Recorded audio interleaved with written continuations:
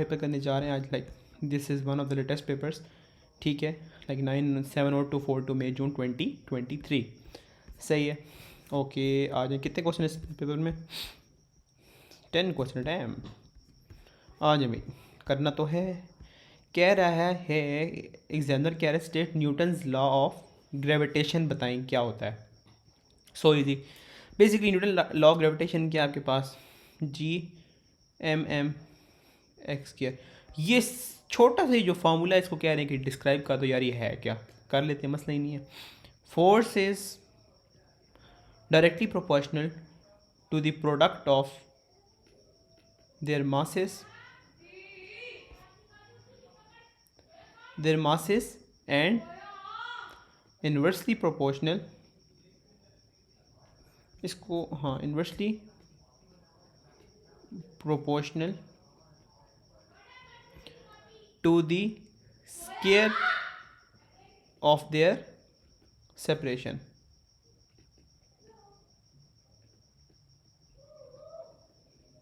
सही हो गया। आ जाए नेक्स्ट, ठीक है। The satellite is in a circular orbit around the planet. The radius of the planet orbit is r and the period is t. The planet is uniform sphere. Use Newton's law of gravitation to show that r and t are related by this, where m is the mass of the planet and g is the gravitational constant. 2 mark का question है, बिल्कुल simple हलवा question है। अब जब उसने ना आपको hint दिया ना, ये वो हिंट होता है, डेड हिंट हो जाता है, आप समझ आ जानी चाहिए कि कह रहे हैं कि आप सेंट्रीपिटल फोर्स का इस्तेमाल करें इसको आंसर करने के लिए, ठीक है, ओके। अब हमें पता है कि आपके पास ऊपर उसने क्या लिखवाई थी, G(m)(m) अपॉन x² लिखवाया था, ठीक है। अब हम x² की जगह r³ कर देते हैं, ठीक है, r² कर देते हैं, क्योंकि उसने क्या कहते हैं जो टर्म का इस्तेमाल किया ना वो रेडियस r किया, x नहीं किया ना छोटा r किया, ठीक है। इज इक्वल्स टू आगे क्या आ जाएगा आपके पास, m(r)(ω²) आ जाएगा, क्योंकि ओमेगा वाह चीज़ है जिसके अंदर टाइम पीरियड आ रहा होता है।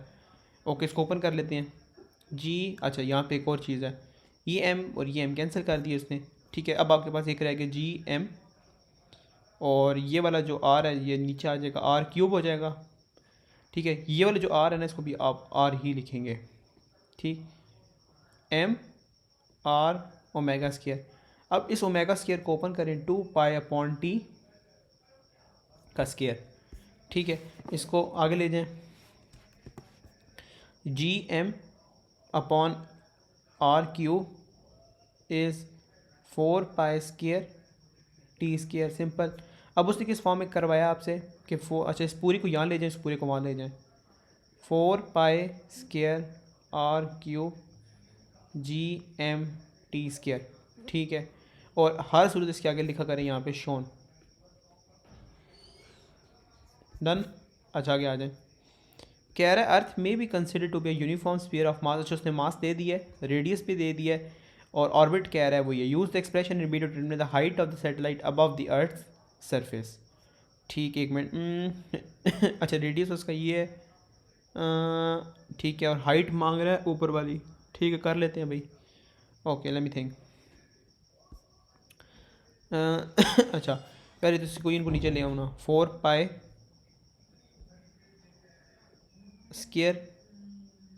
r³ और आता है G(m)t² आ जाता है, ऐसे ही है। ओके, अब मुझे कैलकुलेटर की जरूरत पड़े अच्छा, अब उसने जो क्वेश्चन किया ना उस पर थोड़ा सा फोकस करते हैं। इसने कहा है कि आप हमें हाइट दें अबव द अर्थ सरफेस। तो ये कहना चाह रहा है बेसिकली ये आपके पास है ना, ठीक है, और जिलेट शॉर्ट ऑर्बिट कर रहा है, ये आपके पास ऑर्बिट हो रहा है, सही है। तो फॉर एग्जांपल ये आपके, चलो ये आपके पास ऑर्बिट कर रहा है, ठीक है, ये आपके पास डेड सेंटर है आपका। अच्छा कह रहा था अर्थ में भी consider to be uniform sphere. अच्छा उसका मास दे दिया अर्थ का और रेडियस दे दिया अर्थ का, ठीक है, ओके। अब अगर आपके पास फॉर एग्जांपल यहाँ तक आ जाता है डिस्टेंस, और नहीं एक मिनट, लेट मी थिंक,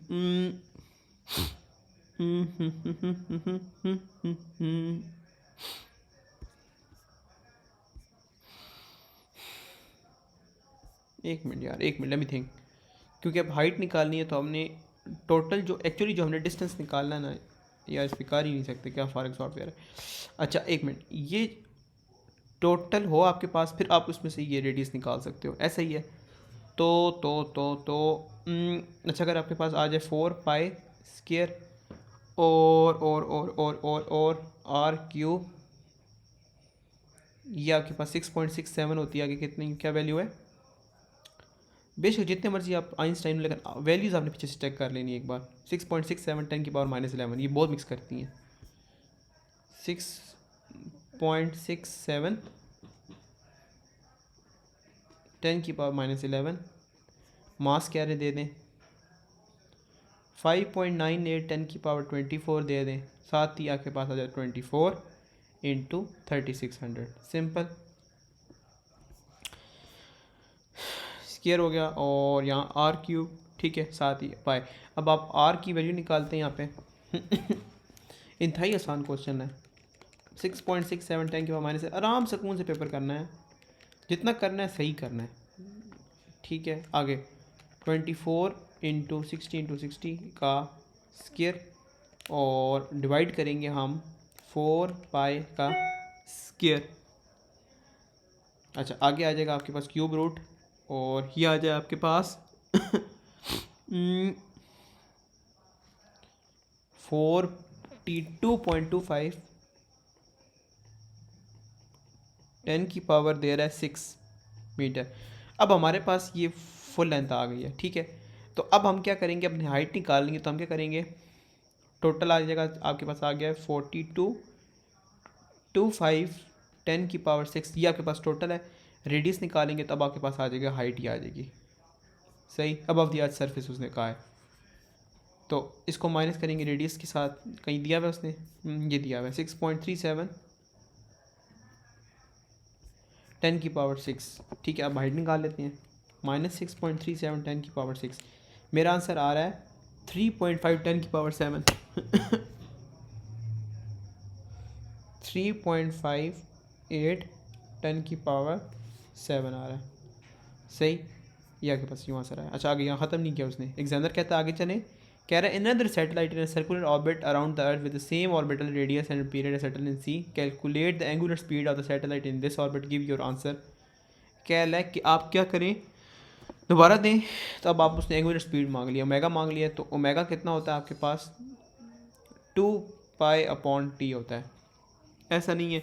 और आपको पता है कि एंगुलर रेड ओमेगा को हमने पिछले कई पेपर से किया, ये रेडियन पर सेकंड होता है सही आगे आ जाए, ये आ जाएगा आपके पास 2 पाई, और ये आ जाएगा एक दिन का 24 इंटू 3600 सही। ओके इसको करते हैं सॉल्व, 2 पाई/24 इंटू 3600, ये आ रहा है आपके पास 7.27 10⁻⁻5, सिंपल। कह रहे despite having the same orbital period the orbit of this satellite is not geostationary, suggest two ways in which the orbit of the satellite could be different from the order of the satellite. तो आप क्या होता है, east to waste जा रहा होता है, और सेकंड क्या होता है कि अबव द इक्वेटर होता है, ऐसा ही नहीं है, ठीक है ऑर्बिट आपका किस में और होता है, इज़ फ्रॉम, ये यूनिवर्सल आंसर है, बहुत रिपीटेड क्वेश्चन है, ईस्ट टू वेस्ट, एक का मार्क तो कन्फर्म है, ठीक है। और फिर हम क्या कर सकते हैं, इट हैज़ टू बी आपकी जो होगी ना, क्या कहते हैं, ये सैटेलाइट है, सैटेलाइट, अच्छा इसकी सैटेलाइट जो है जियो स्टेशनरी नहीं, लेकिन हम बता देते हैं उसे वैसे, सैटेलाइट तो बोलते हैं, satellite has to be above equator, above equator, ठीक है। बट यहाँ पे नहीं है अबव इक्वेटर, क्योंकि वो कह रहा है कि अबव स्टेशनरी पॉइंट नहीं है सही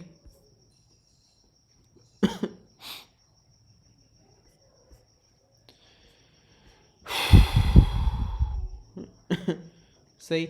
अगर ये यहाँ पे मैं आप लोगों को ना इसकी दिखा सकूँ ना, ये सर ने उस वक्त भी डाले थे, मैंने उस वक्त भी बताया था ये,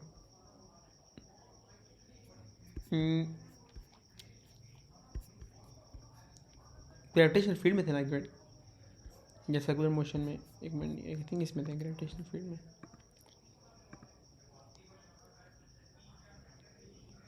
यहाँ कहीं होगा। हम्म,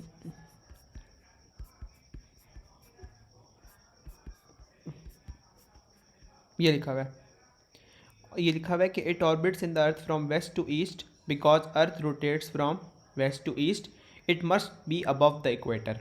ठीक है, west to east, sorry sorry sorry sorry sorry sorry sorry sorry sorry sorry sorry sorry sorry मैं बताता हूँ क्या मैंने क्या मिस्टेक की है। एक मिनट एक मिनट, मिस्टेक मैंने ये किया कि इसमें लिखा हुआ था कि the orbit is not, the orbit of the satellite is not Jio stationery. तो जियो स्टेशनरी का क्या होता है कि वो वेस्ट टू ईस्ट होता है और क्या कहते हैं अबव इक्वेटर होता है। सही। अब क्योंकि ये कंडीशंस मीट नहीं करनी, क्योंकि उसने कहा कि वो जियो स्टेशनरी नहीं है, तो हम क्या लिखेंगे, orbit from east to west, मेरे खुद चीज़ों से निकल गई थी चीज़। और सेकंड चीज़ आपने क्या नोटिस करनी है कि इट इज़ नॉट ऑर्बिट, एक minute, satellite is not above equator. ठीक है, दोनों कंडीशन अगेंस्ट में लिख देनी है। ठीक हो गया। नेक्स्ट क्वेश्चन करना जी। 2A first part, what is meant by N ideal gas. ये तो बहुत आसान है, a gas which fulfils all the laws, the gas which fulfills या which obeys the law of ideal gas equation। ठीक है, at all pressure volume and temperature. सही। तो हम ये कर सकते हैं और नीचे बताएंगे कि P V is equals to N R T, और इसमें बताएंगे कि पी इज़ प्रेशर, ठीक है, वी इज़ वॉल्यूम और टी इज़ थर्मोडाइनमिक टेम्परेचर। सही, thermodynamic temperature. State the temperature of absolute zero. जब भी आपके पास ये एब्सोलूट ज़ीरो आएगा, ये नोट्स का क्वेश्चन है, बिल्कुल आंखें बंद करके आप लिख देंगे -273.15 लिखेंगे या नहीं लिखेंगे, एक मिनट, हाँ, या तो 0.15 लिख दें या 0.2 लिख दें की बात है, ये थोड़ा ज़्यादा प्रेसाइज है, राउंडिंग ऑफ नहीं है। कह रहा है the sealed vessel contains a mass of an ideal gas, this temperature, इतना मास है, इतना प्रेशर और इतना वॉल्यूम है। Number of the molecules of the gas in the vessel. तो जब भी मैंने आप लोगों को नोट्स में पढ़ाया कि नंबर ऑफ मॉलिक्यूल्स का जिक्र आ जाए तो आंखें बंद करके आपने क्या लगाना होता है, NKT। सही। तो अभी आपके पास क्या है कि नंबर ऑफ मॉलिक्यूल्स एन ही तो निकालना है। प्रेशर कितना दिया हुआ है जी भाई ने, प्रेशर दिया हुआ है इन्होंने 1.37 10⁵ वॉल्यूम किधर है जी, 0.640, ये हो गया एन। अब के निकालना है, के यहीं गिवन होगा। ये भी नहीं है, ये भी नहीं है, बोल्ट्जमैन कांस्टेंट ये लगा 1.38 10⁻23 38 10⁻23। आगे आ जाता है आपके पास 227 को में प्लस करें 273 तो 500 आ रहा है। ठीक है, अब इस 500 को मल्टीप्लाई करें 1.38 10⁻23 से, और ठीक है, तो अब इसको करें 1.37 10⁵ इंटू 6.40 डिवाइड बाई दिस, तो अब आपके पास आंसर आ रहा है 1.270 10⁻25। ये आ रहा है 1.270 10⁻25। आगे है the mass of the one molecule of a gas. Okay, एक minute. The mass of a one molecule of a gas, एक मिनट, उसने आपको मास दिया हुआ है, ठीक है, और हाँ ठीक है, तो नंबर ऑफ मॉलिक्यूल्स भी दिए हुए हैं और टोटल मास भी दिया हुआ है, और एक मॉलिक्यूल का वो पूछ रहा है। सही।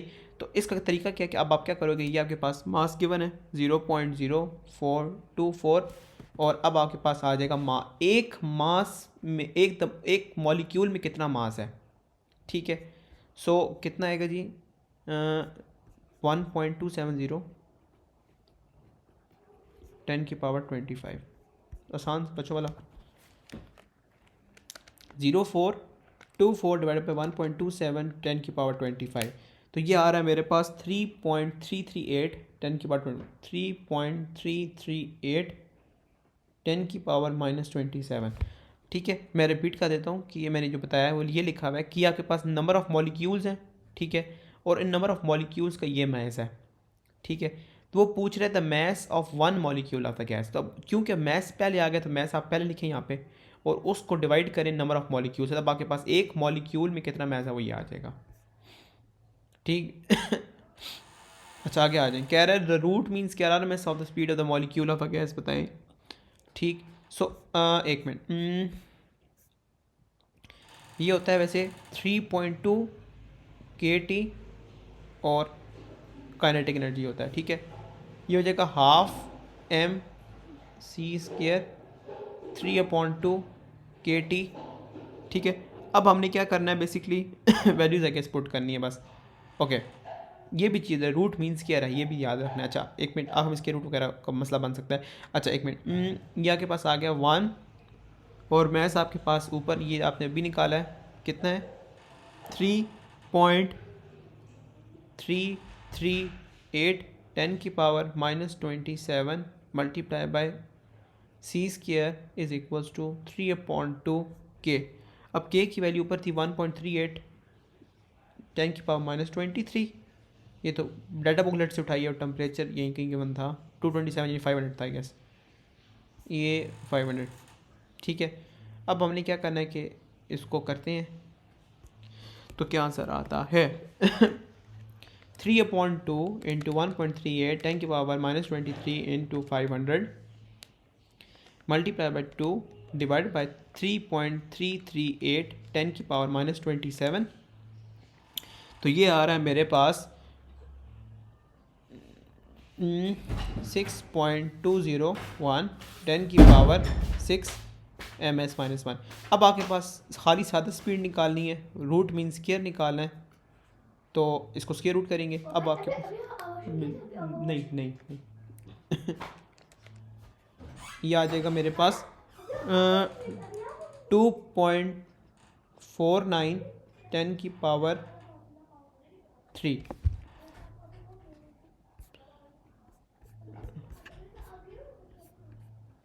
अच्छा आगे आ जाए, देखा हुआ the gas in B is now cooled gradually to absolute zero. अच्छा क्या कह रहे हैं कि gas in B is now cooled gradually to absolute zero, ठीक है। On figure sketch the variation of the thermodynamic temperature of the RMS speed of the molecule of the gas, ठीक, okay. अच्छा अब आपके पास क्या होगा कि स्पीड इंक्रीज़ होगी डिक्रीज़ होगी टेम्परेचर के, ठीक है, टेम्परेचर आपका डिक्रीज़ कर रहा है, टेम्परेचर के डिक्रीज़ करने से, अच्छा यह पूछ रहा है कि एक मिनट लेट मी थिंक,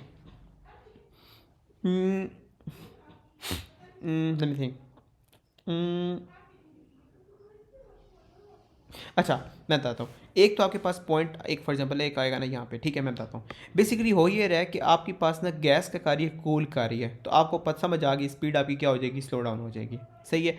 सो अब आपकी इंक्रीजिंगली होगी या डिक्रीजिंगली होगी, सोचें। तो अब यहाँ पे ये हो सकता है कि क्योंकि आई थिंक जब भी, अच्छा ये याद रख लें कि जब भी आपकी RMS speed versus temperature kelvin का ग्राफ होगा और वो कहेगा कि आपके पास क्या है कि एब्सोल्यूट जीरो पे टेम्परेचर डिक्रीज़ कर रहा है, तो आपकी डिक्रीजिंगली आपकी स्पीड इंक्रीज़ होगी, ठीक है। तो आई थिंक ये ग्राफ कुछ इस तरह का टाइप का बनेगा, सही है। सो हाँ एक मिनट, एक मिनट, अच्छा यहाँ पे चेक करें ना, ये आपके पास है ये RMS स्पीड है, ठीक है, तो ये क्या आपकी RMS स्पीड है और ये डायरेक्टली प्रोपोर्शनल है टेम्परेचर के।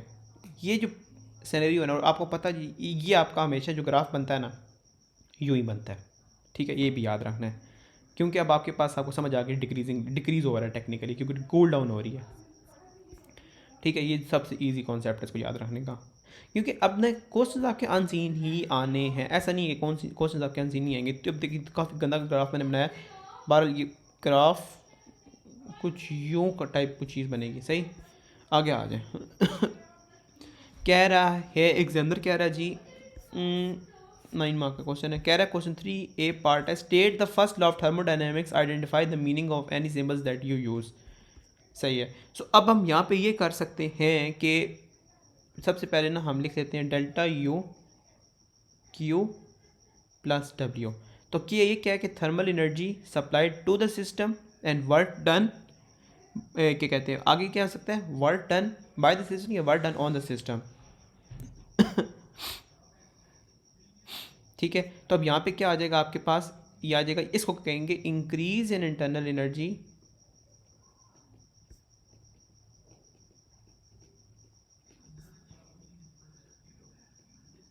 एनर्जी इज इक्वल्स टू, आपके पास होगा energy transfer to the system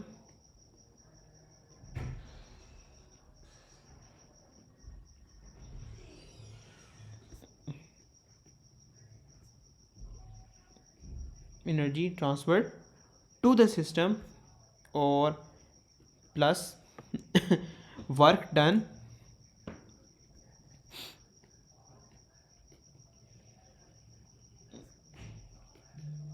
on the system. सही है।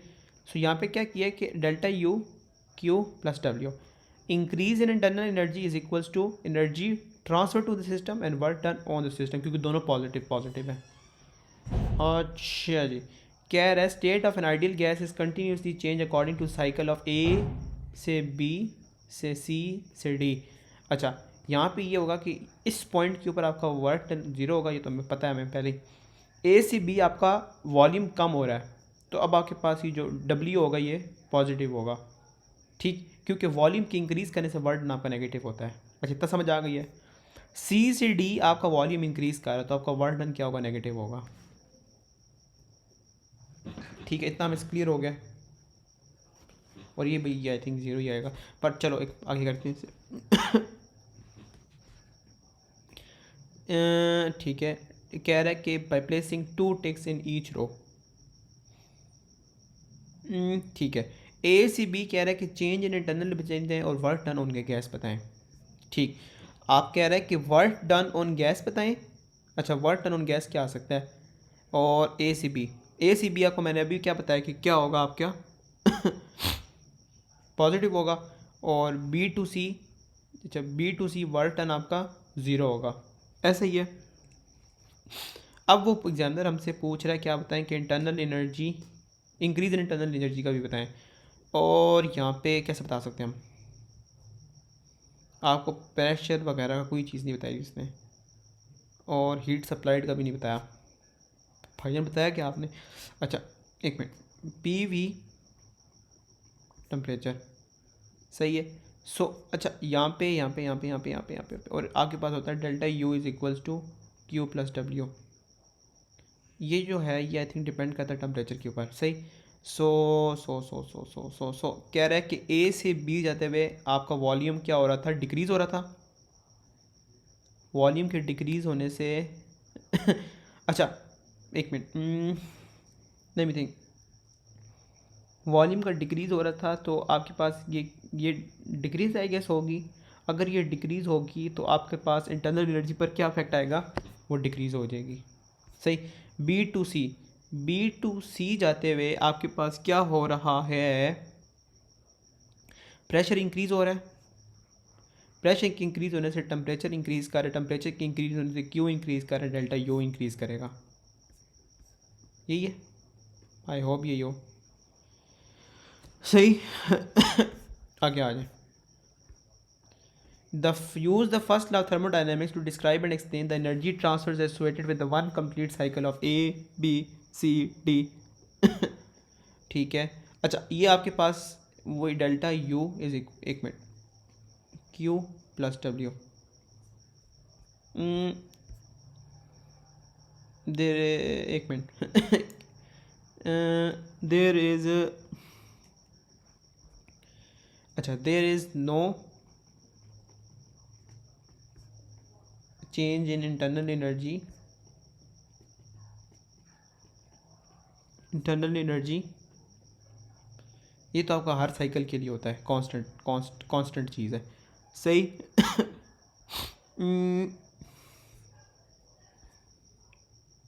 There is no change in internal. Okay, और क्या क्या हो सकता है इसका?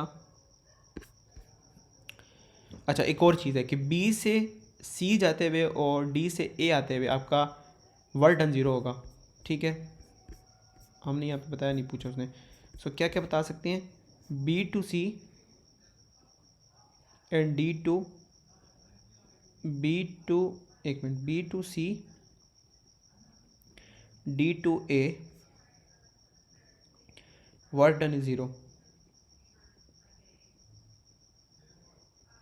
ऐसे ही है। अच्छा, फिर क्या के पास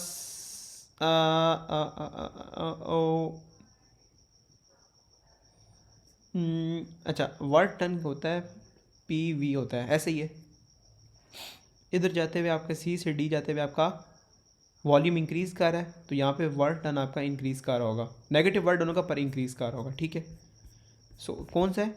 बी सी टू डी। अगर आपका आ जाता है सी टू डी,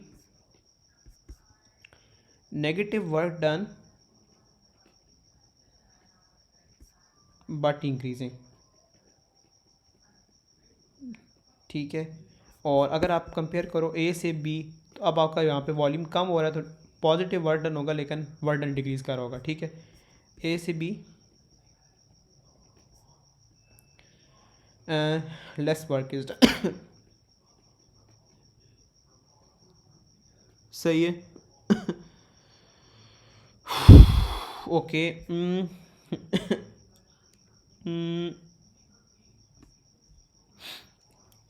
अच्छा एक मिनट, लेट मी थिंक। और क्या हो सकता है इसके अंदर? 3 मार्क है ना, ठीक है। एक minute, explain the energy transfers के बारे में मैंने बता दिया है।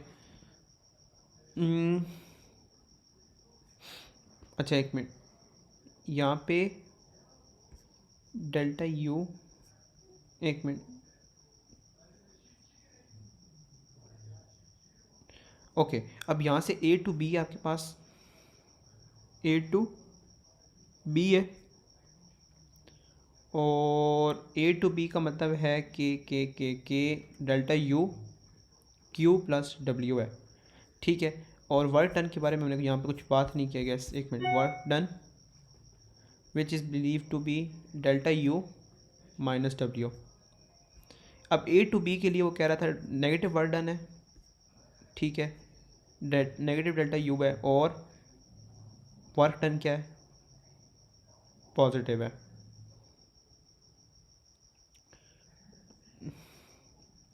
पॉजिटिव है, सही।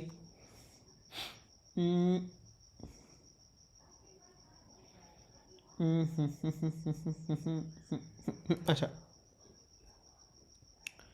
ओके, अच्छा अगर इसमें किया जाए, ये क्या होगा, इसमें यही नीचे बता देता हूँ। Delta U plus zero, Q is equal to delta U, ठीक है। तो यहाँ पे एनर्जी सप्लाई की गई है,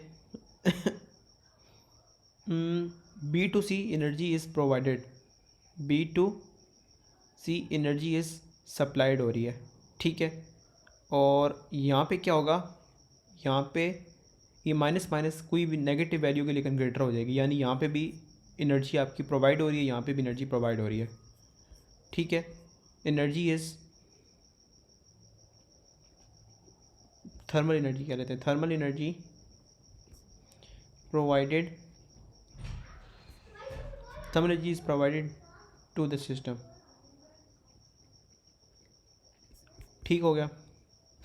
काफ़ी थोड़ा सा इन्होंने हैवी किया हुआ था थोड़ा सा लास्ट में। ओके आगे आ जाए। कह रहा है कि the small steel sphere is oscillating vertically on the end of a spring as shown in a figure 4.1। ये ऑसिलेशन है, ये स्टील स्फीयर है, ये आपका स्प्रिंग है। The velocity v of the sphere varies with displacement x from its equilibrium position according to this, where v is this, calculate the frequency of the oscillations.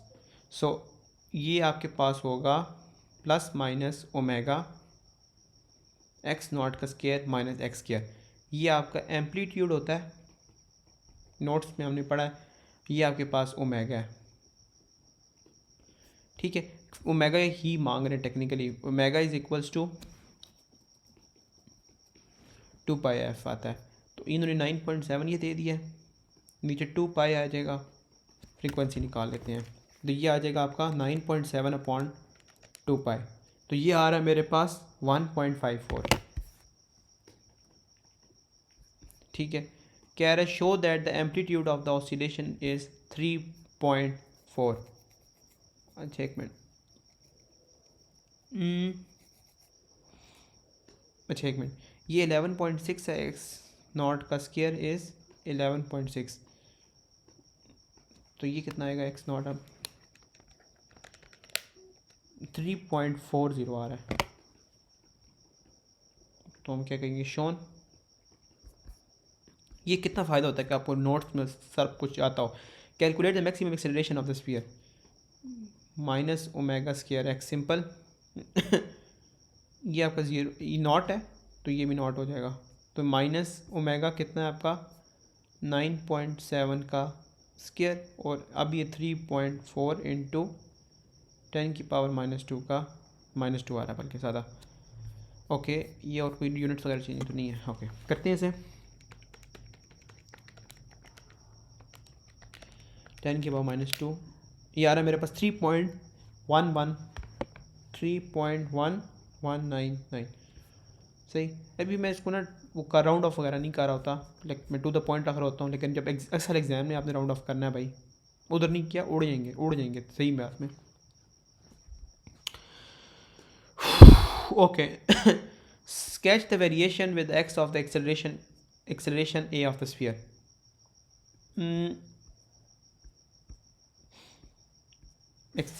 Variation of x with the acceleration of the sphere, ठीक है। एक ठीक है। अच्छा हमें पता है कि होती वो स्ट्रेट लाइन ही होती है, लेकिन लेकिन लेकिन लेकिन हमें पता होना चाहिए कि कहाँ से पास कराना है।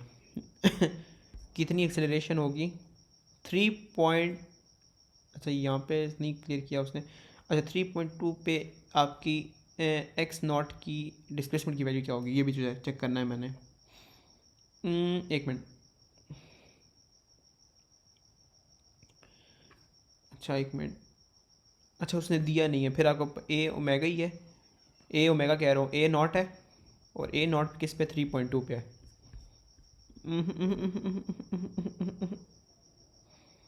मुझे एक्स की वैल्यू से अंदाज़ा लगाना होगा, ठीक है।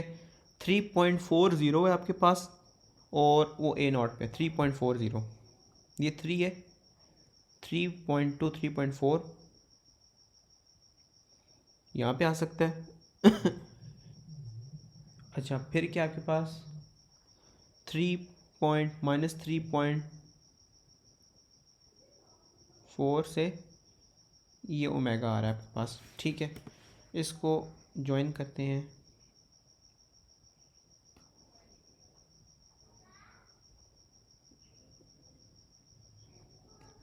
ठीक हो गया, ओके। कह रहा है describe without calculation the interchange between the potential energy and the kinetic energy of the oscillations, ठीक। सही। तो आपको पता है कि एट मैक्सिमम एम्पलीट्यूड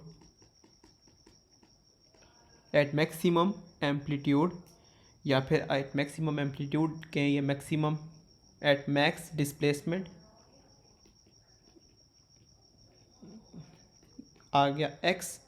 सो इस पे क्या होगा, आपकी काइनेटिक एनर्जी इज 0, और फिर हम कहेंगे एट 0 डिस्प्लेसमेंट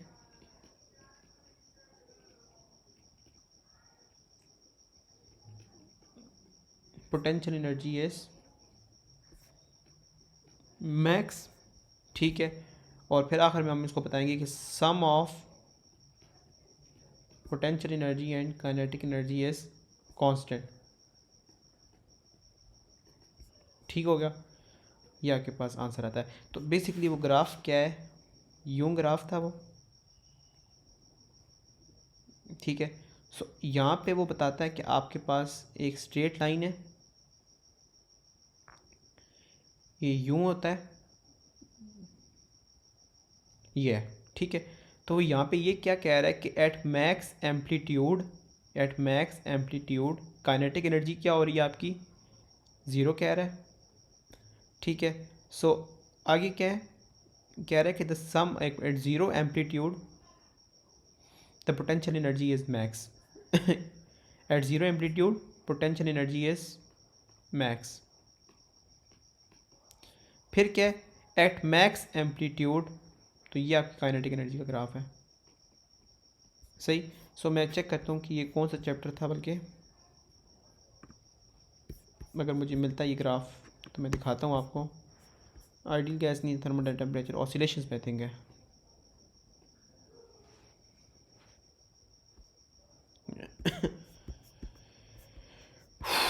हो कहीं कहीं होगा।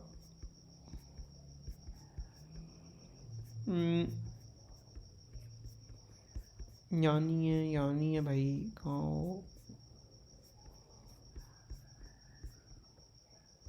ये टोटल एनर्जी का ग्राफ है।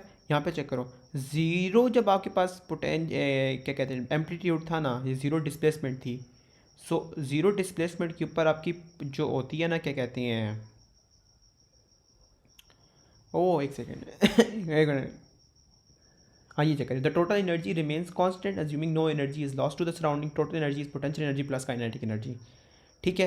तो ज़ीरो के ऊपर आपके पास काइनेटिक एनर्जी मैक्सिमम होगी, सही, और इस पॉइंट के ऊपर आपके पास क्या होगी, पोटेंशियल एनर्जी मैक्सिमम होगी। ज़ीरो पे जो आपकी ये वाली क्रॉस कर रही होगी ना लाइन, ये आपके पास कौन सी होगी, क्या कहते हैं, ये वाली। ज़ीरो पर इधर मैक्स काइनेटिक एनर्जी होगी, ठीक है। मैंने तभी देखा, मुझे थोड़ा डाउट था इसमें, काइनेटिक एनर्जी, और इसमें क्या होगा, पोटेंशियल एनर्जी। ये चेक करें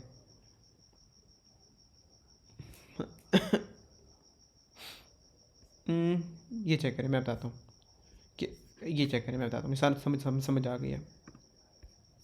एक मिनट, ये चेक करें, ये ज़ीरो है ना, ये ज़ीरो पे क्या आपके पास, ज़ीरो एम्पलीट्यूड, ज़ीरो एम्पलीट्यूड जब आपके पास है तो उसके ऊपर आपके पास क्या क्या चीज़ें आ रही हैं, एट ज़ीरो एम्पलीट्यूड सॉरी या ज़ीरो डिस्प्लेसमेंट के ऊपर पोटेंशियल एनर्जी इज़ मैक्स, ठीक।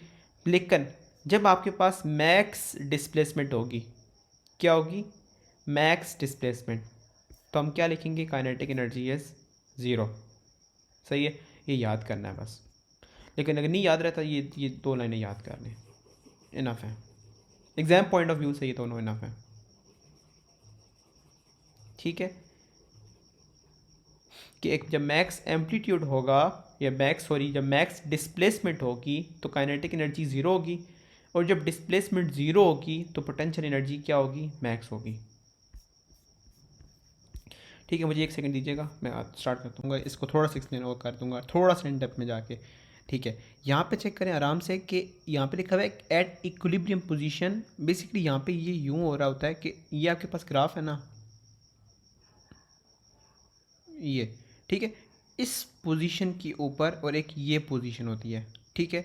अब इमेजिन करें कि अगर आपके पास ये पोजीशन है जहाँ पे आपके पास क्या है, क्या है, मैक्स डिस्प्लेसमेंट है, सही। इस मैक्स डिस्प्लेसमेंट के ऊपर आपकी काइनेटिक एनर्जी क्या होती है, ज़ीरो होती है, क्योंकि एक जो आपका ऑब्जेक्ट होता है मोमेंटरली स्टॉप हो जाता है, और ये जो पॉइंट होता है यहाँ पे आपको पता होता है कि यहाँ पे आपके पास क्या होती है, ज़ीरो डिस्प्लेसमेंट होती है, लेकिन पोटेंशियल एनर्जी जो आपके पास होती है वो क्या होती है, क्या होती है, मैक्स होती है। तो यहाँ पे क्या लिखा हुआ है, zero displacement potential energy is max, ठीक, ये अब याद रखना है आपने, ठीक है। Very very very very very very very important. यहाँ पे सर ने थोड़ी कोई एक्सप्लेनेशन शायद दी हो, लिखा हुआ है कि एट इक्विलिब्रियम पोजीशन, ठीक है, kinetic energy is max because speed is max at X is equals to zero.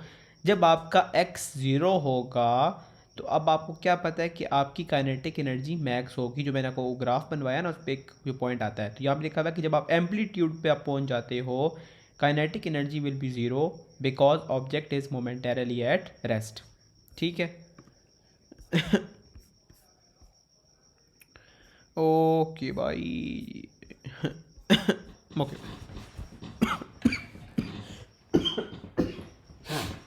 आगे आगे कह रहा है कि टू कैपेसिटर्स हैं ए और B are connected in a circuit shown in a figure 5.1। ये कैपेसिटर ए, ये कैपेसिटर बी। कह रहा है capacitor A has a capacitance C and capacitor B has a capacitance of 3C। C 3C। The EMF of the cell is V.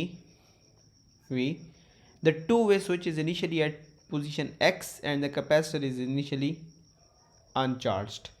The state in terms of V and C expressions for the initial QA on the capacitor A. So Q is equals to CV होता है, ऐसा नहीं है तो ये आ गया CV। कह रहा है कि इनिशियली E, ठीक है, तो E को आपको पता है हाफ CV स्क्वायर होता है, हाफ CV स्क्वायर। कह रहा है कि the two way switch is now remove to switch Y. ठीक है जी, कह रहा है वाई पे लगा दिया। State and explain what happens to the charge that was initially on the plates of a capacitor A. तो आई थिंक जो आपके पास यहाँ से जो चार्ज होगा डिस्चार्ज होगा ना, ये वाला अपना चार्ज इसको दे देगा। और क्या होगा? ओके, क्योंकि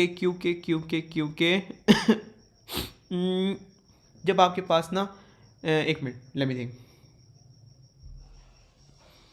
जब इसके बीच जो आपके पास होगा ना पी डी और जो इसके पास होगा पी डी, ये जब सेम हो जाएंगे ना तो इसके पास जो क्या कहते हैं चार्ज फ्लो करना बंद कर देगा। सही है, ये टोटल लॉजिक आपने यहाँ लिखनी होगी। What happens to the charge that initially was on the plate capacitor A. तो हम क्या लिखेंगे? Capacitor A starts to discharge and charge is transferred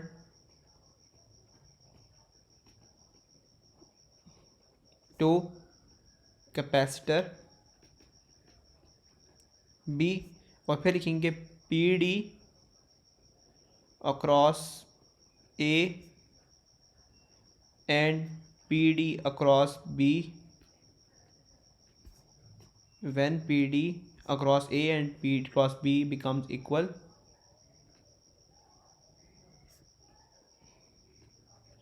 charge stops flowing। ठीक है। ओके आगे आ जाए भाई। कह रहा है show that the final P D V across capacitor B is this, explain your reasoning given by this.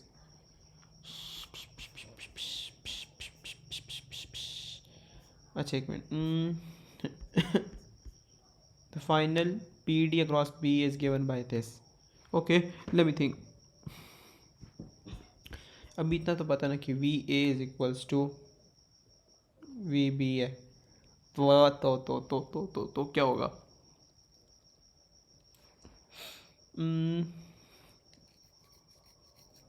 इसके पास जो टोटल चार्ज होगा वो कितना था? सी वी था। ठीक है, तो हम ये क्या कहेंगे कि इसके पास जो सी वी है, ठीक है, और जो इसके पास आपके पास सी वी है, सो बेसिकली क्या है कि जो चार्ज इसके पास है अक्रॉस ए प्लस जो चार्ज आपके इसके क्रॉस होगा बी, वो किसके इक्वल होगा? टोटल इसके इक्वल होगा, क्यू ए के इक्वल ही होगा आई गेस। ठीक है, ये मैं इसको हाईलाइट कर देता हूँ। सही, ओके। अब पे किया जाए, ये हो जाएगा Q is equals to C V plus C V is equals to C we.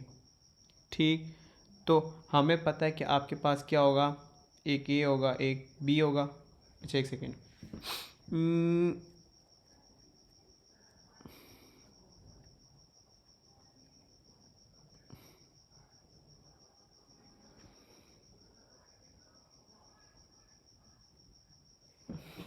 ऐसा भी नहीं होगा, एक मिनट रुकिएगा, क्योंकि अभी ना आपको पता है कि जो आपके पास वी ए और वी बी सेम है ना। अच्छा चलो कर लो, इसको वी बी कर लो। अब आपको समझ आ गई कि अब आपके दोनों इक्वल हैं, तो अब हम क्या कर सकते हैं, किसी एक कॉमन से रिप्लेस कर देते हैं। A is equal to C V. तो अच्छा, ए के क्रॉस आपके कैपेसिटर कितनी थी, सी था। अच्छा ये क्या होगा, सी वी ए प्लस इसके पास कितना था, three V A is equals to C V. तो ये कितना आ गया आपके पास एक minute, three C sorry, three C. तो ये सी ये सी कैंसिल, तो ये हो गया V A four is equals to V, एक मिनट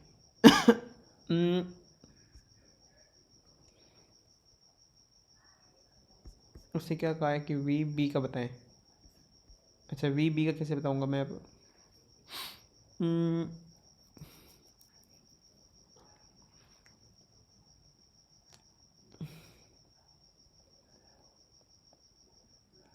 एक मिनट लेट मी थिंक।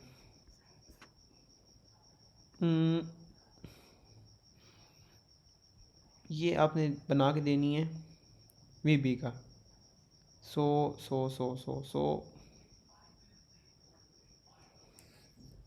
अच्छा ठीक है, एक सेकेंड। अच्छा अब अच्छा यहाँ पे वो ना बी का पूछ रहा है, ठीक है। तो हम क्या कर देते हैं, ये वी बी बना देते हैं, ये इक्वल्स टू वी, और वी बी कितना आ गया, वी अपॉन फोर, सिंपल। ये सारा उठा के वहाँ कॉपी करते हैं। हम्म,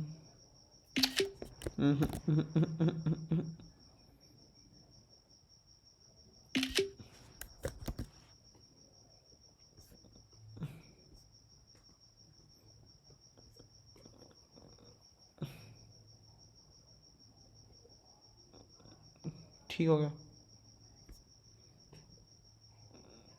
सही। ये आपने टोटल वहाँ देना था, ठीक है। पहले दोनों को चार्ज इक्वल किया है, हमें पता था वी ए और वी बी सेम है, ठीक है। फिर हमें पता था कि इन दोनों के चार्ज मिलाएंगे तो टोटल चार्ज बनेगा। फिर हमने इसको कॉमन से रिप्लेस किया है, फिर हमने कैपेसिटर्स उसके टोटल कैपेसिटर्स की वैल्यू डाली है, और फिर सब्जेक्ट बना लिया है। सही हो गया ओके, आगे आगे कह रहा है कि determine an expression in terms of V and C for the decrease in delta in total energy that is stored in the capacitors as a result of the change of position of the switch. ठीक है, delta E not बताएं। तो ये कैसे होगा,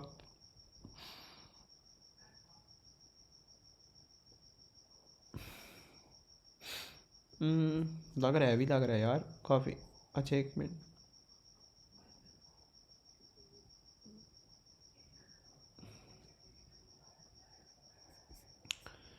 okay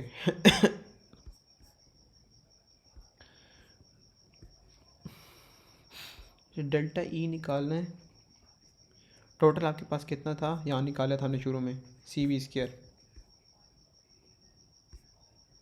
सी V square लगाया था, ठीक है ऐसे ही है, ओके और आपके पास कितने, वी बी पे इतना आपके पास वोल्टेज है, सो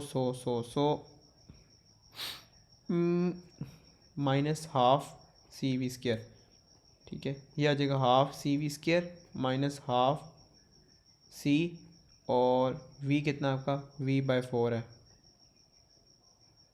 ठीक। सो अगर आपके पास वी ये वाला है तो हम्म, अच्छा एक मिनट,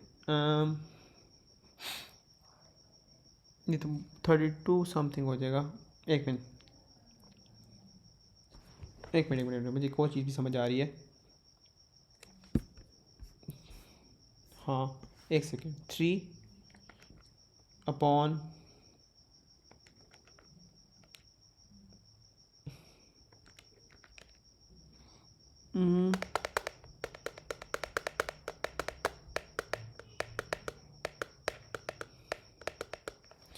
अच्छा एक मिनट, हाँ अच्छा एक और चीज़ है, ये डेल्टा ई है ना, इज़ प्रोपोर्शनल टू वी का स्क्वायर, ठीक है। अगर आपका वी का स्क्वायर कितना आया हुआ है, वी बाय 4 आया हुआ है, सही। सो ये कितना आ जाएगा, वी बाय 2 आ जाएगा, ऐसा ही है। ओके ये कितना आ जाएगा, वी बाय 2 आ जाएगा। तो ये आपका आ गया आपके पास हाफ, और जो यहाँ पे कैपेसिटेंस थी वो 3C थी, 3C। और अभी आपने यहाँ से निकाला डेल्टा ई, तो कितना आएगा, वी अपॉन 2। सो इससे आएगा half C V square minus 3/4 V, 3/4 नहीं नहीं हाँ, फिर आई थिंक आपका स्क्वायर शायद, एक मिनट में think, half 3C into V का स्क्वायर अपॉन 4। सो अब आएगा half C V square minus 3C V square upon 8।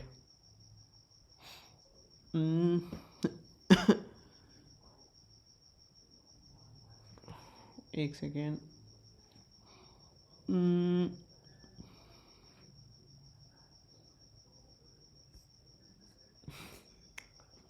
नहीं यार सेंस नहीं बना रहा, एक मिनट लेट मी थिंक।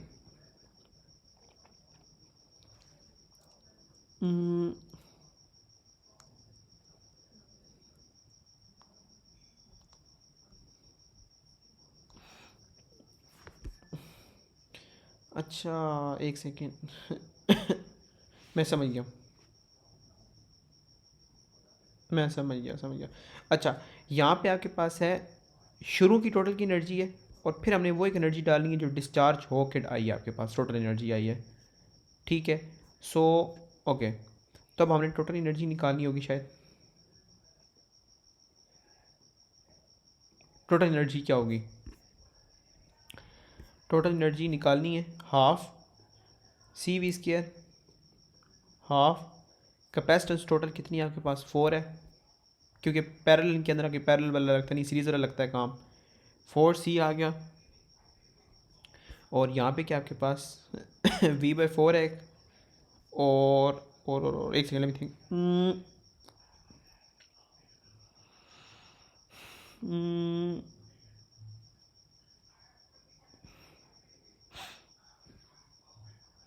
नहीं थिंक, अच्छा और VA आपका क्रॉस VB सेम है, ठीक है। सो अब आपके पास दोनों का सेम है, तो ये आ जाएगा आपका V/4 का स्क्वायर, ठीक। तो ये आ जाएगा 4C V square 2 × 16, 4C V square 16 × 32 I guess. तो ये कितना हो जाएगा, 1/C/V² अपॉन 8, ऐसे ही है, सही। तो ये आ जाएगा 8, तो ये आ जाएगा 4C/V², तो ये आ जाएगा 3C/V² अपॉन 8,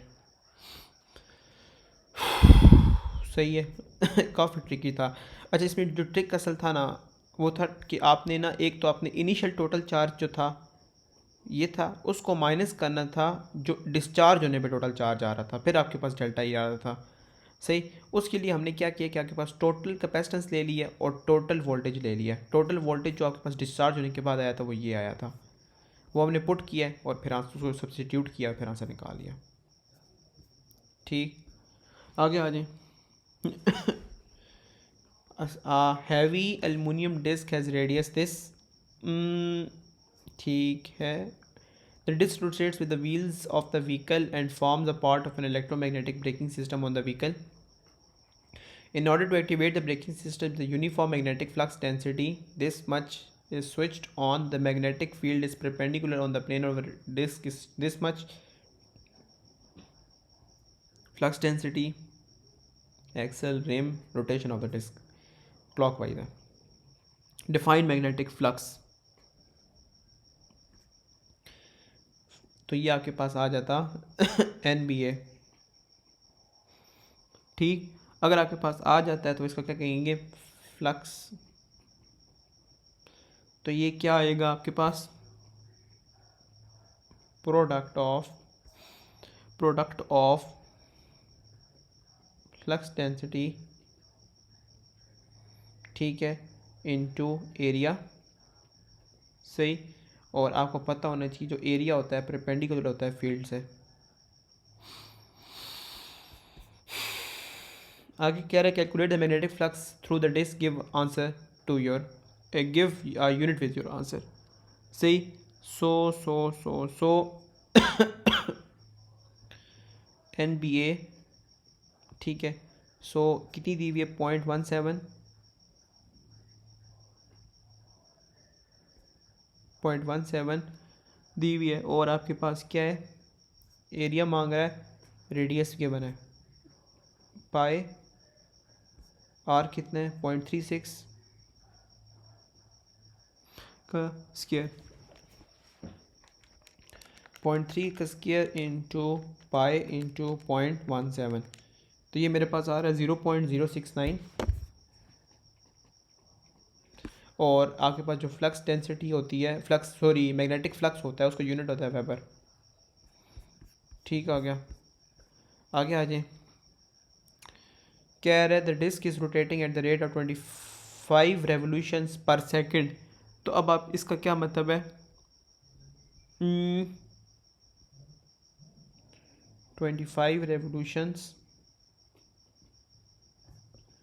एक सेकंड में। तो इसकी ये बेसिकली बताना चाह रहे हैं फ्रीक्वेंसी कितनी है। Calculate the magnitude of the EMF induce between the आयल and the rim of the disc. तो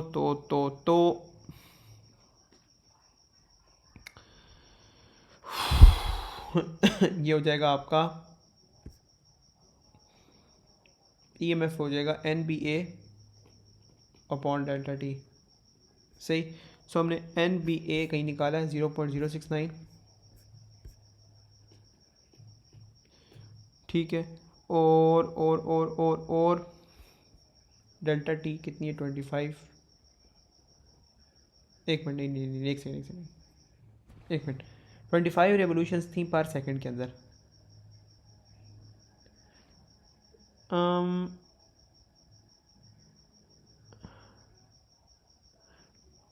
पर सेकंड के अंदर कितनी थी रेवोल्यूशंस, 25 रेवोल्यूशंस थी।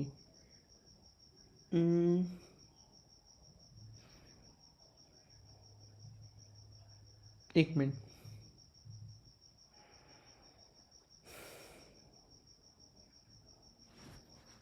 25 रेवोल्यूशंस एक सेकंड में थी। ठीक है। सो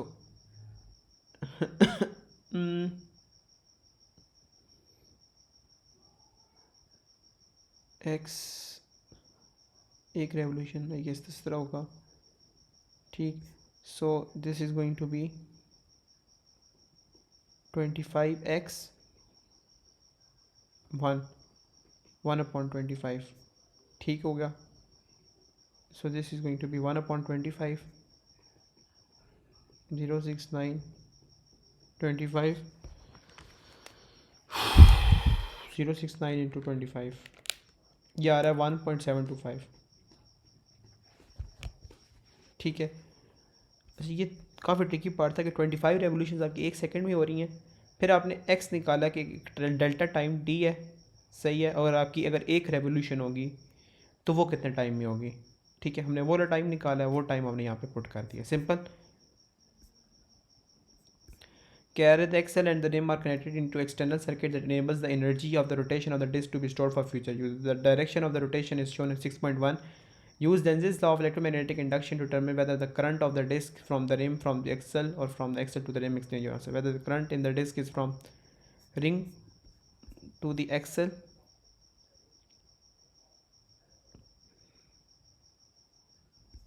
the rim to the axle, or from axle to the rim.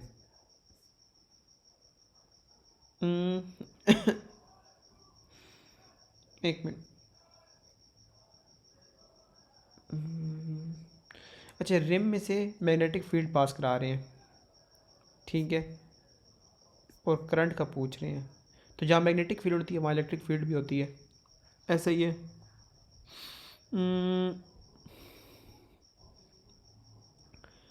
अच्छा एक मिनट,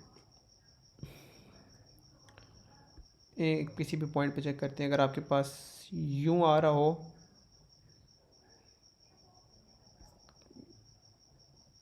करंट, फोर्स की डायरेक्शन चेक कर सकते हैं, फील्ड लाइन है, एक मिनट यहाँ पे, एक मिनट, करंट डाउनवर्ड्स है, एक मिनट, use Lenz's law of electromagnetic induction to determine whether the current in the disc is from break to the सिर्फ एक्सप्लेन योर रीजनिंग। अच्छा लेट मी थिंक आराम से।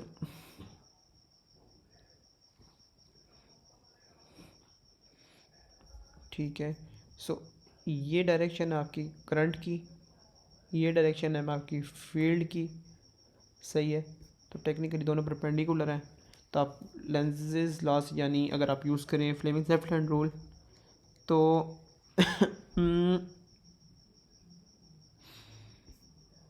अच्छा, और फोर्स किस डायरेक्शन में आती है, एक मिनट, करंट आपका डाउनवर्ड्स है और फील्ड लाइंस जो हैं आपकी इस साइड पे हैं।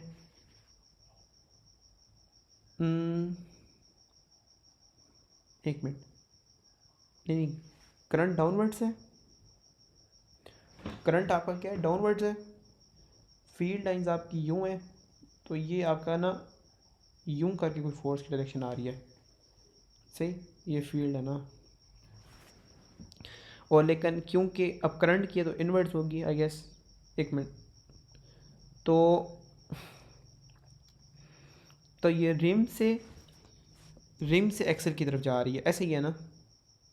बेसिकली वो यूँ जा रहा था, यूँ आ रही है या फिर यूँ आ रही है, तो हमें समझ आ गई है कि फोर्स अब इस साइड पे आई है, लेकिन नेगेटिव होने की वजह से फोर्स अब इस साइड पे आएगी, रिम से एक्सल की वजह से, ठीक है।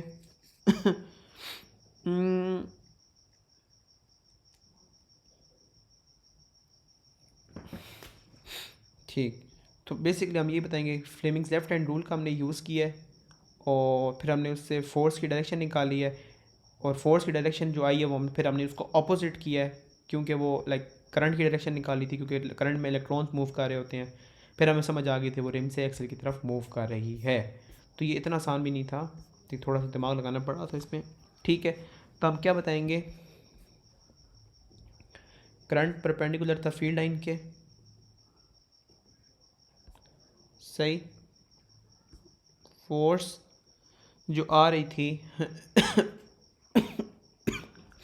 फोर्स कैलकुलेटेड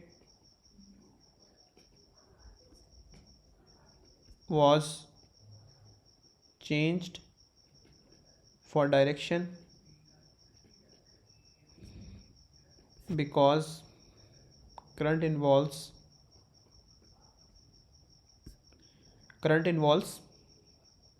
electrons, ठीक, and then by using with the help of Fleming left hand rule, current moves from rim to axle,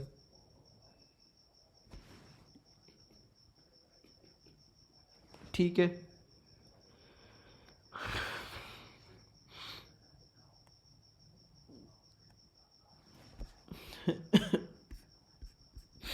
आगे आ जाए, okay. Shows the lowest 4 energy levels of an electron in an isolated atom, increasing energy, ठीक है, इसमें काफ़ी बड़ा gap है, इसमें छोटा गैप है, इसमें बड़ा gap. Shows the line in emission of spectrum for the atom that corresponds to the transitions of electron from n is equals to 3 is equals to n is equals to 1 and from n is equals to 4 to, कह रहा है कि n is equals to 3 to n is equals to 1 and from n is equals to 4 to n is equals to 1। सो एक minute, 4 और 1 में ज़्यादा बड़ा gap होगा, क्योंकि क्या होता है आपके पास E1 E2 is equals to H F, ये अगर कांस्टेंट है ना, सो इसका जो एनर्जी का गैप होगा मतलब डेल्टा ई होगा ना, वो प्रोपोर्शनल होगा फ्रिक्वेंसी के। सो ये आपके पास ज़्यादा बड़ा गैप आएगा तो ज़्यादा इंक्रीजिंग फ्रिक्वेंसी आएगी,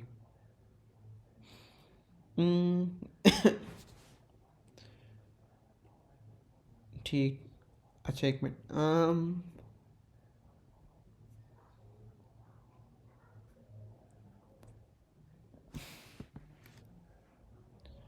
एक ये होगा, एक ये होगा, ऐसे ही है, और इंक्रीजिंग फ्रीक्वेंसी है। सही।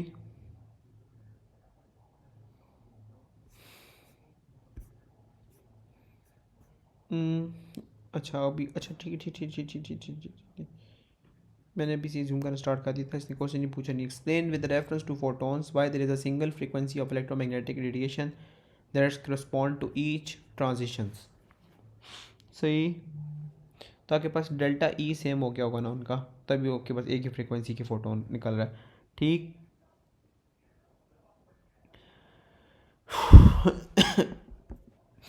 Frequency of radiation corresponds to frequency of radiation corresponds to energy of photon। ठीक है। अच्छा एक मिनट, फ्रीक्वेंसी ऑफ रेडिएशन के response to the energy of proton एक सेपरेट की सेपरेट होगी। फॉर एग्जांपल क्या होता है, ये कि जो आपके पास होता है ना इलेक्ट्रॉन होता है, ठीक है, ये लाइक फॉर एग्जांपल आपके पास यूं नीचे बना हुआ है, ऑक्टाइडल शेप बना हुआ है यूं करके। ठीक है, ऊपर फॉर एग्जांपल आपके पास दो हैं, तो होता ही है कि आपके पास जो एक इलेक्ट्रॉन है ना, वो सबसे पहले एक्साइट करेगा और फिर वो डी एक्साइट करेगा। जब वो डी एक्साइट करेगा आपके पास एक फोटोन प्रोड्यूस होगा। जो फोटोन प्रोड्यूस होगा वो एक सर्टन फ्रीक्वेंसी का होगा, क्योंकि इलेक्ट्रॉन को जो प्रोड्यूस कराने के लिए भी एक सर्टन एनर्जी लगी थी। तो यहाँ पे क्या लिख रहे हैं, frequency of radiation corresponds to the energy of photon. सही है।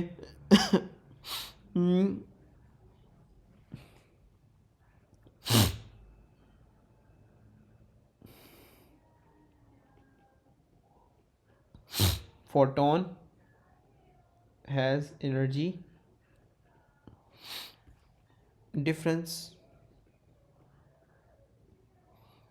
in energy between two levels। ठीक हो गया। कह रहे draw a line that correspond to the transition of the electron n is equals to 1, label this line A।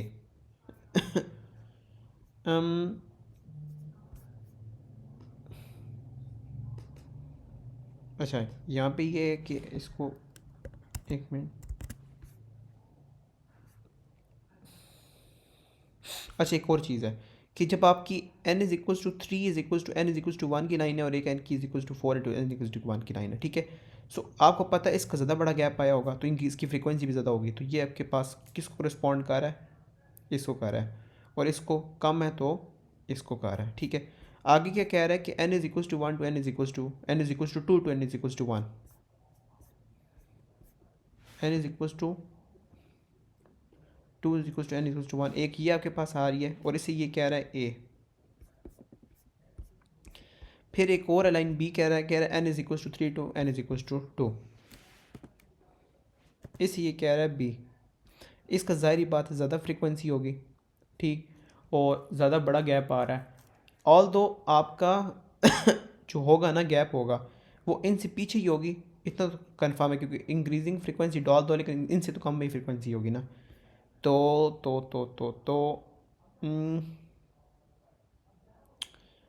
I think इसका एक थोड़ा सा, एक मिनट, ये आएगी यहाँ कहीं आ जाएगा, ठीक, और इसको कह लो ए, और बी ज़्यादा छोटी है तो ये थोड़ा सा दूर आएगी बी। सही।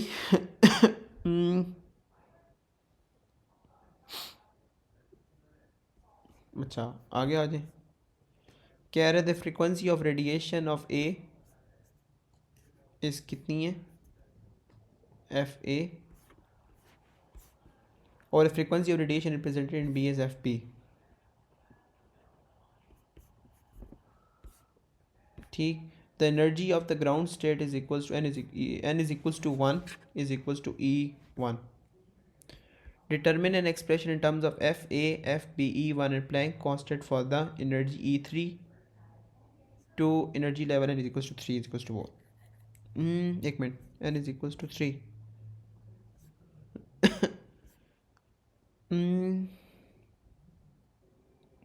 और n is equals to 1 सही है, ये दो है. n is equals to 1 is equals to n is equals to 3 सही. ओके और n is equals to 1 के लिए e is equals to E1 आ रहा है. F A F B E1 Planck constant for the E3 of the energy constant. ठीक. तो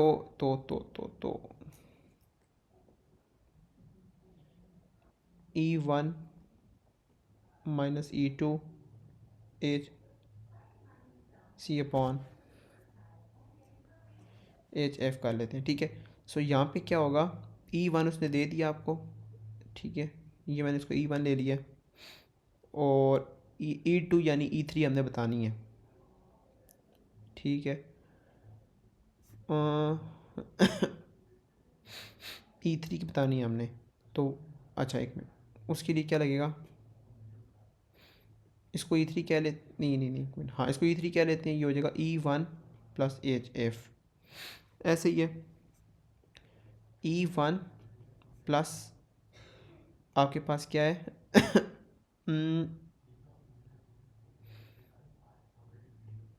H और E3 क्या आपके पास बेसिकली E3 यहाँ से जिसके अंदर एफ बी और एफ ए मिलेगी प्लस हो जाएगी. ऐसे ही है, plus F B.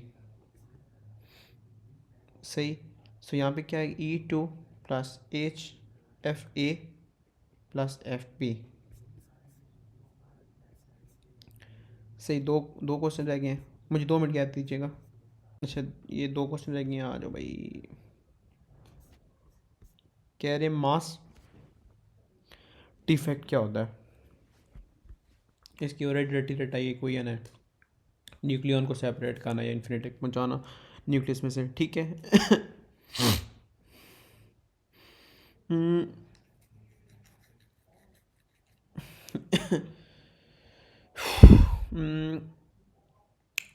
Marking scheme कहती है, डेफिनेशन कहती है कि difference between the mass of nucleus and mass of nucleons when infinitely separated. सही. क्या है कि डिफरेंस बिटवीन,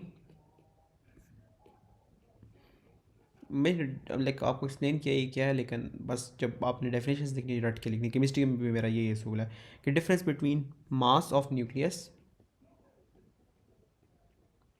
क्या है, difference between mass of nucleus and mass of nucleons when infinitely separated.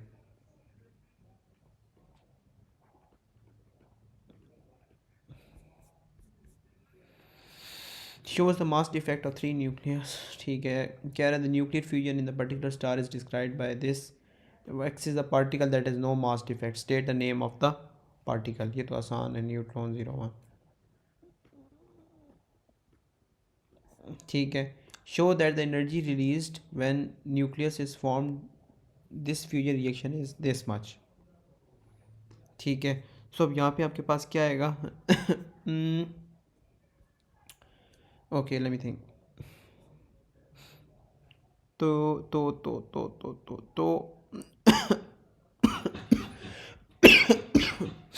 अच्छा एक मिनट, लेट मी थिंक.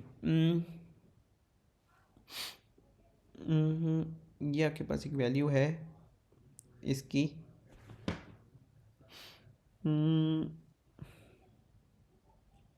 ठीक है. सो डेल्टा एम क्या आएगा, 0.0030377 माइनस, फिर आई थिंक इसको इसमें से माइनस करना होगा 02388 माइनस 0.009105. तो ये आ गया डेल्टा एम आपका. कितना, 0.03077 माइनस 0.002388 माइनस 0.009105. तो ये आ रहा है मेरे पास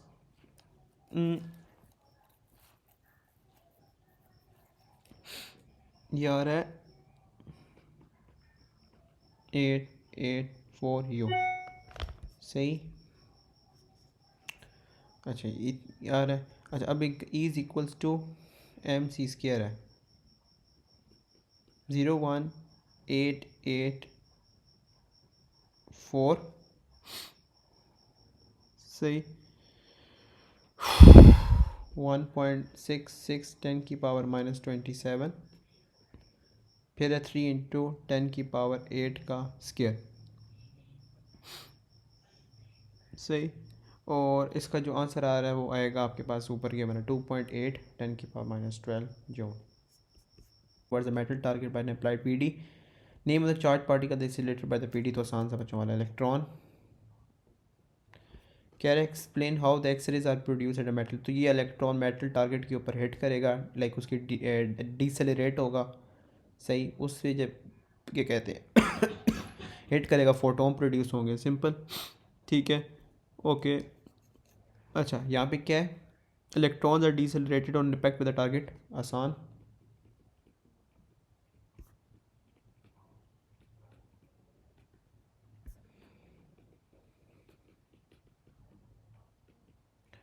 टारगेट मेटल टारगेट भी हो सकता है, सही है।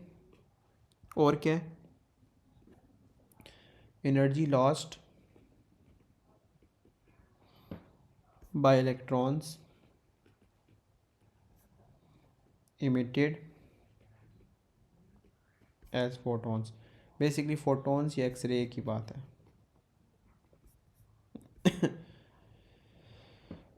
बेसिकली क्या होगा कि आपके पास जब लाइक ये इलेक्ट्रॉन्स है ना, ये आके हिट करेंगे मेटल कोई भी चीज़ है, तो उसके साथ क्या होगा कि फिर आपके पास फोटोन्स प्रोड्यूस होंगे, ठीक। तो रेंज ऑफ उनकी वेवलेंथ होगी, सही है, ज़्यादा भी होंगे कम भी होंगे, डिपेंड करेगा कि डीसेलरेशन जो हो रही है कितनी स्पीड से तक हिट कर रहे हैं, ठीक है। बस इतनी सी बात है, वो एनर्जी अपनी लूज़ करेंगे, यहाँ पे फोटोन प्रोड्यूस हो जाएगा।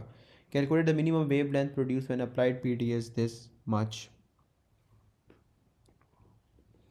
Is a C upon lambda, ठीक है।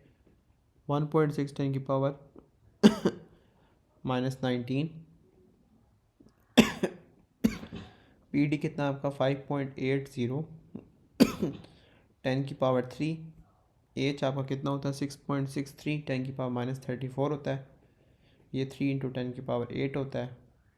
ये नोट्स के अंदर क्वेश्चन लिखा हुआ है पूरा का पूरा, ये 2.14 10⁻⁻10 आ रहा है। The X ray pass through medium that at attenuation constant, this calculate the percentage of x-ray that is absorbed by 2.8 cm thickness of this medium, percentage absorbed. तो ये आपके पास पता है I is equals to I naught e minus u x होता है, सही।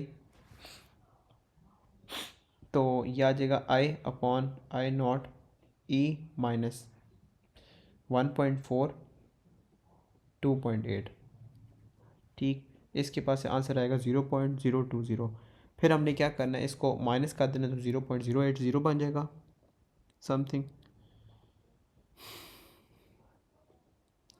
ठीक। एक मिनट एक मिनट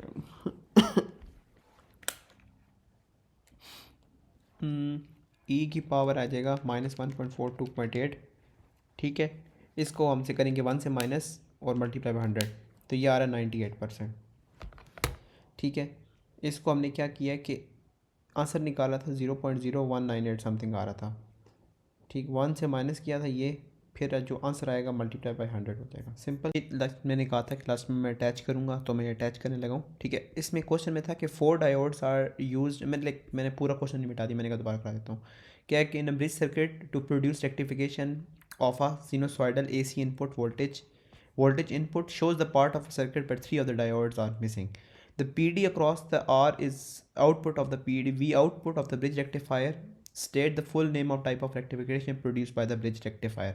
तो ये फुल वेव होता है, आसान नोट्स में से है, ठीक है। कह रहे हैं कि drawing the 3 middle like 3 missing diodes, ठीक है, 3 मिसिंग। और यहाँ पे क्या है कि अल्टरनेटिंग है, ये आपका पॉजिटिव हो सकता है और ये भी पॉजिटिव हो सकता है, आई मीन ये पॉजिटिव ये नेगेटिव, ये फिर जब एक साइकिल कंप्लीट हो जाएगा फिर सेकंड साइकिल पे जाना है, तो फिर ये हो जाएगा पॉजिटिव और ये हो जाएगा नेगेटिव। तो हम दोनों के हिसाब से चल लेते हैं, मसला नहीं है। लेट्स कंसिडर के ये पॉजिटिव है, अभी ये आसान लगेगा। ठीक है, तो यहाँ से आपका करंट जा रहा है, जा रहा है। अब यहाँ से आपका करंट आपने लेके जाना है, तो ये हो जाएगा, यहाँ से करंट जाएगा, जाएगा, जाएगा, जाएगा। सही। सो अब आप चाहते हो कि करंट यहाँ भी ना चला जाए, सो ये यूँ हो सकता है। ठीक है, फिर आपका करंट यूँ जाएगा, यूँ जाएगा, यूँ, यूँ, यूँ। सही। और हाँ, अब आपने नेगेटिव की तरफ लेके जाना है, तो अब आप यहाँ पे दोबारा एक सर्किट बना दोगे। ठीक है, अब करंट यूँ जाएगा और यूँ जाएगा, तो बेसिकली अब आपके पास ये पूरा हो रहा है, ये आपके पास पूरा हो रहा है। ठीक है, अब अगर इन केस ऐसा हो कि ऑपोजिट हो जाए, ये पॉजिटिव और ये नेगेटिव, ठीक है, so this is going to be this, कि अब आपके पास क्या, ये यहाँ से जाएगा, यहाँ से जाएगा, यहाँ से जाएगा, यहाँ जा रहा है, यहाँ जा रहा है, और यहाँ ऊपर जाएगा और यहाँ जाएगा। ठीक है, तो दोनों चीज़ें फुलफ़िल हो गई हैं। कह रहा है इंडिकेट दैट, कर दिया हमने पहले। ओके, अब यहाँ पे क्या दिया हुआ है कि V input has amplitude V naught shows a variation with T of V naught. ठीक है, कह रहा है sketch the we out.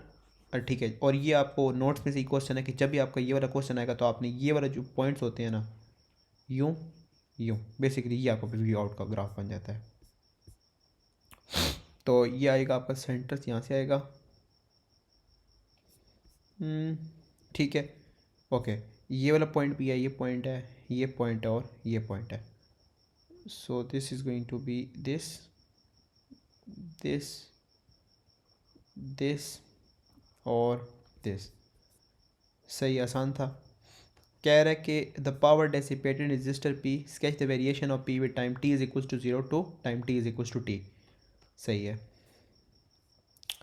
Okay, तो अभी ये लाइक वो क्या कह रहा है, ठीक है ठीक है, पावर का बस, पावर कैसे होता है, वी स्क्वायर अपॉन आर, तो आपको पता है कि हमेशा वो पॉजिटिव ही रहेगा। तो अब आपके पास पीक वोल्टेज फॉर एग्जांपल यहाँ पे ले आओ अच्छा, यहाँ पे चेक करते हैं, ये आपके पास वी नॉट है ना, यहाँ पे वोल्टेज, तो आपके पास यहीं कोई पॉइंट आएगा। ठीक है, और ठीक है, सो अब यहाँ से क्या होगा, आपके पास ये दरमियान में पॉइंट आ जाएगा, तो this is coming out to be this, ये आपका सिनोसाइडल ग्राफ बनेगा। ठीक है, यहाँ पे हमारा इस तरह था ना, यहाँ पे ऐसे नहीं होगा, यहाँ पे सिनोसाइडल होगा, यूं करके जाएगा, उठ के नीचे से उठाना है इसे।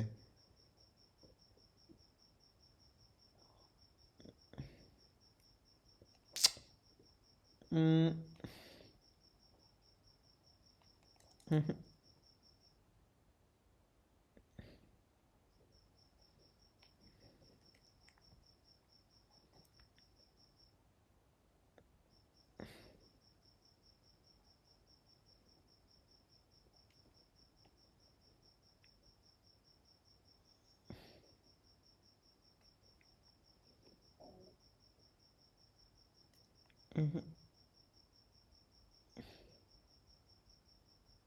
यार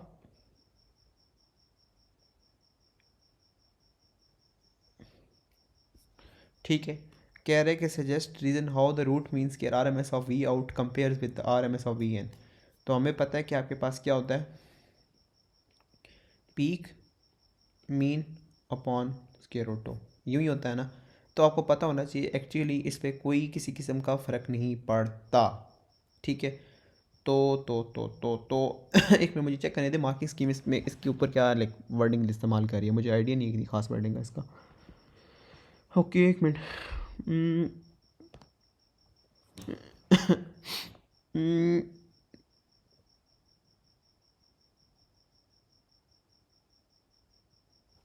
वो कहने की ठीक है कि ये वी स्क्वायर है तो इसको फ़र्क नहीं पड़ेगा, लेकिन उन्होंने खास रीजनिंग नहीं दी,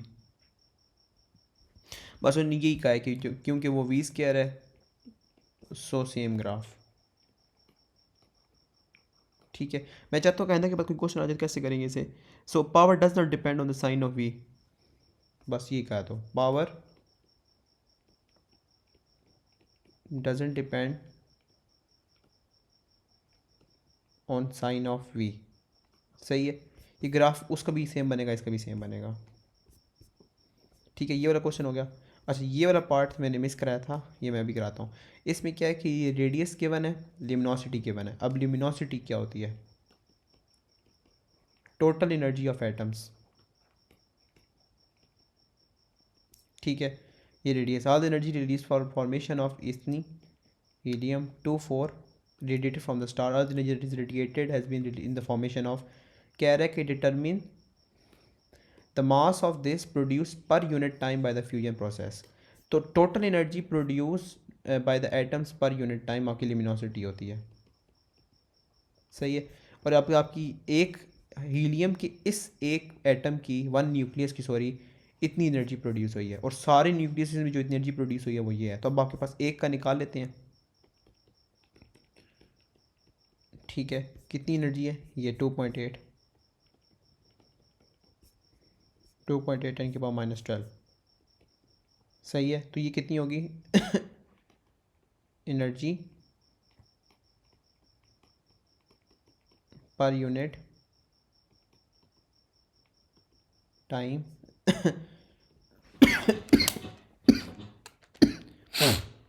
डिवाइड बाय 2.8 10 की पावर -12। ये सारे न्यूक्लियाई की है, ठीक है, न्यूक्लियाई की है, सही। अब हमने क्या करना है, हमें अभी लाइक मैस ऑफ इसका देना है ना। तो अब आपके पास क्या है? Mass of single 24 which is 4u, ठीक है। अब आपके पास मैस एक का भी आ गया और एनर्जी इसकी आ गई है, ठीक है। तो अब हम क्या करेंगे mass produce per unit time, अब इन दोनों को हम कर देंगे मल्टीप्लाई। 10 की पावर क्या है? 39 आया।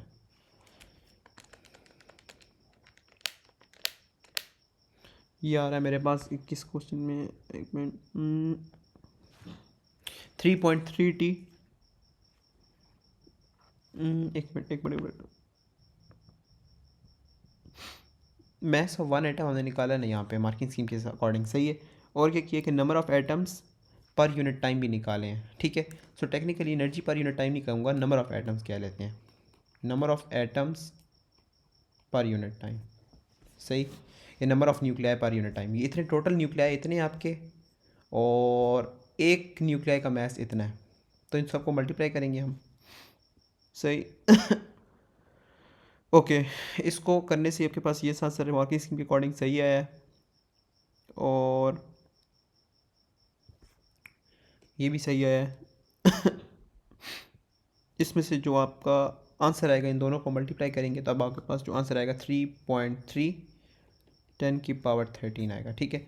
Surface temperature is basically 4 pi this, उसके बाद टेम्परेचर की power 4, which is basically luminosity है 1.4 10 की पावर 28, 4 पाई स्क्वायर। ये पिछले लाइक डाटा बुकलेट में वैल्यू गिवन है 5.67 10 की पावर -8, और यहाँ पे आएगा ठीक है। और रेडियस किधर है? वो 2.3 10 की पावर 9 और टी की पावर 4। इसको सब्जेक्ट बना लें और आंसर निकलेगा इसका आएगा 7800, सही। अब हमारा पेपर ऑफिशियली एंड हो गया, मैं बस उसको अपलोड कर देता हूँ, सही। अल्लाह हाफिज़।